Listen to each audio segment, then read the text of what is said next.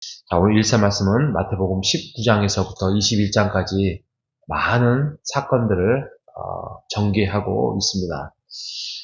그 중에서 오늘은 20장에 나와 있는 중반에 나와 있는 한 사건을 말씀을 드리고 합니다. 20장 17절에 보면 이런 사건이 하나 생깁니다. 세베대의 아들 어머니가 제자들과 예수님을 찾아왔습니다. 예수님에게 여러 가지 말씀도 나누고, 네, 글쎄요, 저희 어렸을 때도 그런 경험이 있었습니다. 무슨 일이 있어서 학교를 찾아갑니다. 저희 어머니가 찾아가서 담임 선생님하고 면담도 하고, 선물도 드리고, 그런 사건들. 그런다고 해서 담임 선생님이 잘해주지는 않더라고요. 이런 것처럼 그걸 치맛바람이라 그런가요? 우리가 사는 그때는 치맛바람이었겠습니까? 그냥 죽어가는 스승에 대한 정의였겠죠. 그런데 여기는 아예 그냥 그 세베대의 아들 어머니가 찾아와서 예수님, 당신께서 영광을 받으시면, 여기서 영광이라는 것은 왕이 되시면 그 말이에요.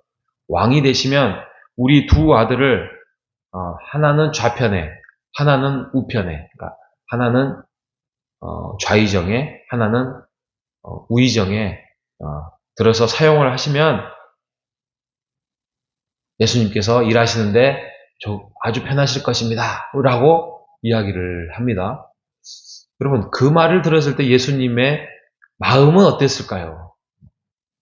마음은 어땠을까요? 가슴 아파했겠죠. 그 제자들의 모습을. 이때, 그러니까 예수님의 정말 훌륭하신 부분은, 전에도 한번 말씀드렸지만, 어떤 상황과 사건과 또 여러 가지 지나가는 것들을 가지고 하나님의 말씀을 재료를 삼아버리는 거예요.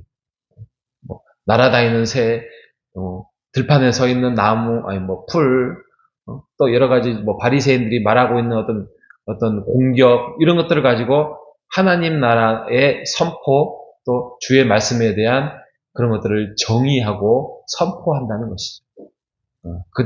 그렇게 이제 3년 동안 예수님께서 제자들을 가르쳤다는 것이죠.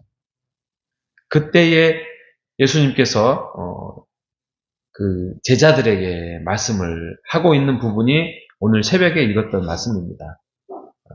20장 26절에 보면 너희 중에 크고자 하는 자는 너희가 섬기는 자가 되라. 그리고 너희가 으뜸이 되고자, 지금 똑같은 말을 반복하고 있습니다. 으뜸이 되고자 하느냐?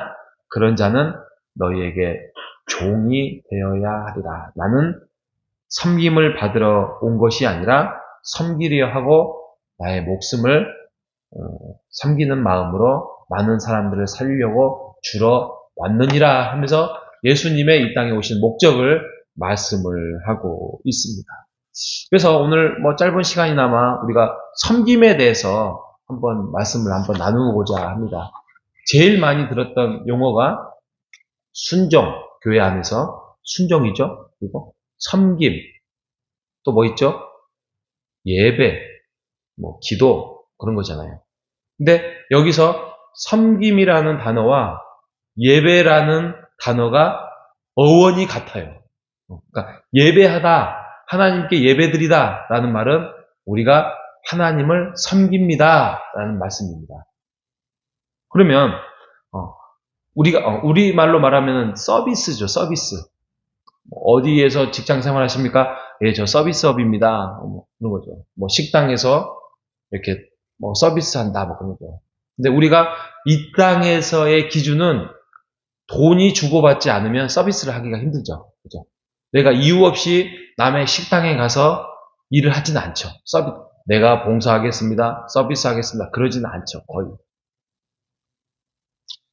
섬김과 예배, 이 서비스는 이렇게 정의가 됩니다. 내 자아를 죽이고 상대를 세운다. 그죠? 내가 가지고 있는 어떤 자존심, 내가 가지고 있는 어떤 마음, 이런 것들을 내려놓고 상대를 세운다는 개념에서 예배자가 되고 그 다음에 섬기는 자가 돼요. 나보다 우러르고 높이는 것을 예배라 하잖아요. 그리고 상대방의 사람으로 봤을 때는 내가 그 사람이 잘 될 수 있도록 도와주는 것이 섬기는 것이 되는 것이지요. 그래서 우리가 섬김에 대해서 정의를 한번 이렇게 해봤으면 좋겠습니다. 섬김은 내 자신을 비우고 하나님의 뜻으로 세운다. 이게 섬김입니다. 우리가 예배에 왔을 때 우리가 예배를 보러 간다. 예배를 즐기러 간다. 이렇게 정의해서는 안 될 것입니다.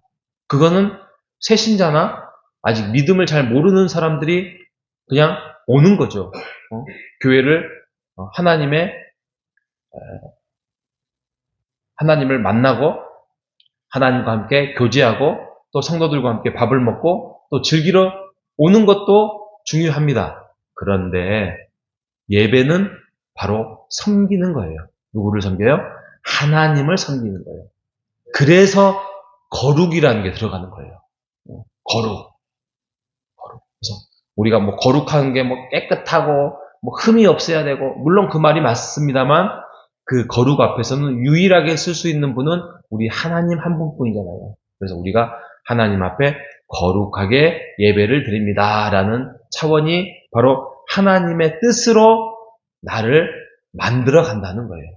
이런 의미에서 우리가 하나님을 닮아갑니다. 또 예수님을 닮아갑니다라는 개념에서의 예배가 나오는 것입니다. 그러면 바로 섬기는 자가 예배하는 자인데 우리가 뭘 섬기는 거죠? 하나님을 섬긴다. 뭘 섬기는 거죠? 우리가 예배 자리에 나왔을 때의 섬기는 방법들은 많습니다. 먼저는 봉사한다라는 개념이잖아요. 아까 서비스였잖아요. 봉사로 섬긴다. 그러니까 우리가 교회를 위해서 섬기는 것이 바로 하나님을 위해서 섬기는 거다. 이게 예배하는 자의 자세다 이거죠. 그리고 시간으로 섬긴다. 그죠? 오늘날 시간이 얼마나 소중합니까? 나 하나 관리하고 나 하나 나를 위해서 살아가는 것이 소중한데 내가 하나님을 위해서 예배 자리에 나오는 것. 이것이 시간을 드리는 거고 이게 하나님을 섬기는 것이죠. 그뿐만이 아니에요. 이 세상에서 가장 강력한 거, 가장 신적인 거 뭐죠? 물질이잖아요. 물질. 물질로 하나님을 섬긴다. 하나님을 섬기는 거죠. 원래 그 모든 것들, 그걸 주시는 분은 우리의 건강을 통하여서 주시는 분이 하나님이시죠. 그렇죠? 근데 하나님은 그것을 다 요구하지 않습니다. 이 땅을 살아가면서 또 많은 사람들과 함께 더불어서 너의 가정을 세워나가고 너의 가족들과 함께 행복하게 살아가라는 차원에서 우리에게 주셨고 일부를 하나님께서 예배자로 나왔다면 하나님을 섬기라라고 또 물질로 섬기라고 말씀합니다. 그리고 우리의 모든 몸과 마음과 인격을 하나님께 드립니다라는 차원에서 우리가 낮춘다라는 거죠. 그게 예배자의 자세라는 것입니다. 밖에 나가서는 그게 참 쉽지 않습니다. 조금만 상대방이 나를 공격해 오면 우리가 또 그것을 한 번, 두 번 참다가 바로 어떤 반응들이 나올 수 있는 것입니다. 그래서 우리가 복음을 위해서, 전도를 위해서 또 그것들이 우리가 부족하니까 교회 안에서 교회는 그런 섬김의 연습장이고 겸손의 연습장이다라는 마음으로 그렇게 연습을 하고 세워나가는 것입니다. 그래서 우리가 섬김을 할 때 하나님의 뜻대로 살고자 하는 의지가 있어야 되고요.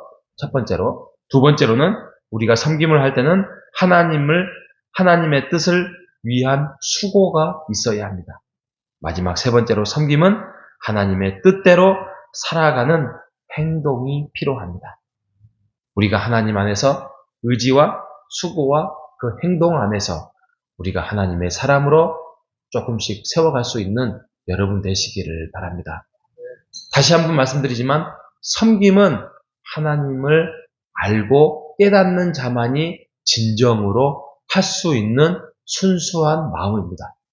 섬김을 위하여서 우리는 태어났고 예수님을 닮고자 하냐? 그러면 우리도 섬기는 자가 되어야 할 것입니다.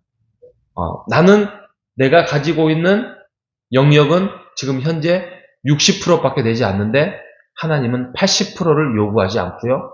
또 그 중에서 50%를 또 30%를 요구하지 않습니다. 우리가 가지고 있는 그 역량이 60이라면 하나님은 6%만 허락합니다.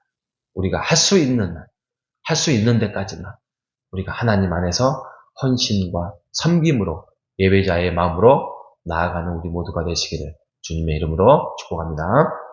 하나님 감사합니다.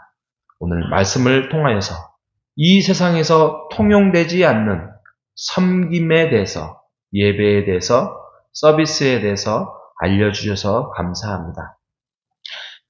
제자들 세계조차도 섬김에 대해서 알지 못하고 살아가는 그 모습들. 하지만 이들이 나중에는 사도행전에 가면 변화하는 모습들. 그것은 바로 하나님께서 바꾸시고 하나님께서 세워주셨음을 우리가 압니다.